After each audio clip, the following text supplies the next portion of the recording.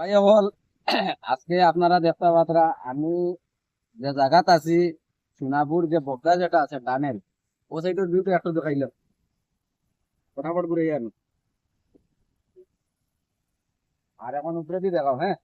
এটা হইলো যে সোনাপুর টানেলের উপরে যে জায়গা প্রত্যেক বছর মানে এই জায়গা বর্ষা ছিল নামার পরে অনেক মাটি ইয়া বার হইয়া এখান থেকে পুরা এই জায়গাটা বসে সবসময় রাস্তা বন্ধ থাকে।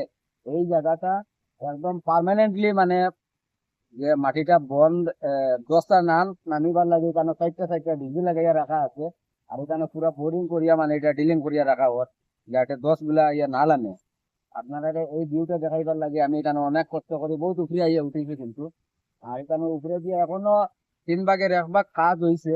আর আশা করা যায় যে 2 ভাগ হয়েছে একটু জুম করে দেখাইতে পারবা ওই যে মানুষ যেগুলা কাজ কতটা ডিলিং কতটা কেন অর্ধেক হয়েছে না, এখনো 3 ভাগের 1 ভাগ চলে মুখের দিকে জালিগুলি মারি দিছে।